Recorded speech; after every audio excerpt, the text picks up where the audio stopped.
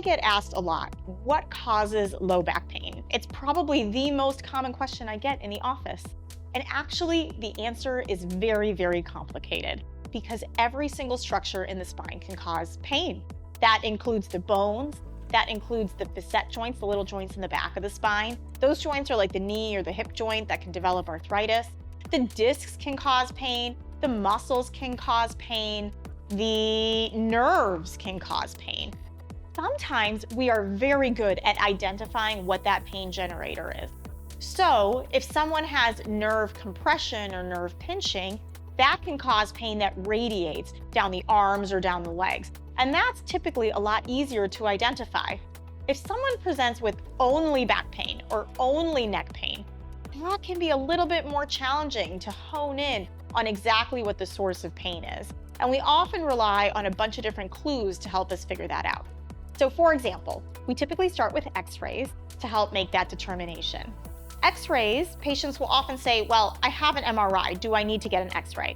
Well, the x-ray can actually give us a lot of valuable information in either a single shot or two shots. And that can give us information about things like stability, meaning, is there any abnormal motion in the spine? That's really sometimes difficult to see on an MRI because patients are typically lying down in an MRI, whereas patients are typically standing during an x-ray. We can also see clues about general alignment on the x-ray. So for example, sometimes patients develop the inability to stand up straight. They tend to lose the curvature of their low back. And that is much more easier to see on an x-ray than it is an MRI. So x-rays can give us clues on what's causing back pain. Next, the MRI can give us additional clues. So it can show us if the nerves are pinched. It can show us if the joints are very arthritic or if the discs are degenerated. But even in that context, sometimes it can still be hard to hone in. And that's when we can sometimes use other types of tests. Like for example, we can use different kinds of injections to help us determine what the source of the pain is.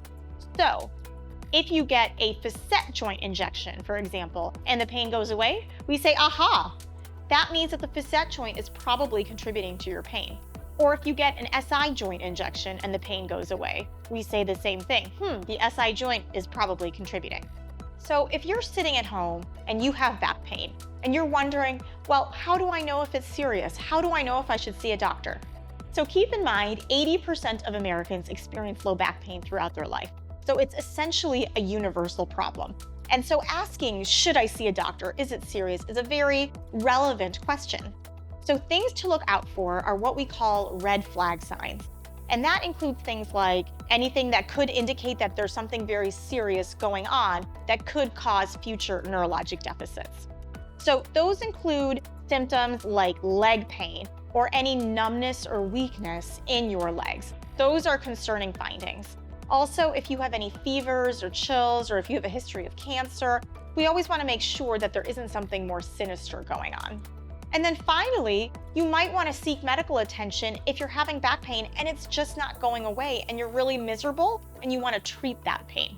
I'm Dr. Deeptee Jain, and if you like what you're hearing, hit the like button and also subscribe, and you'll get lots of great information on neck and back pain.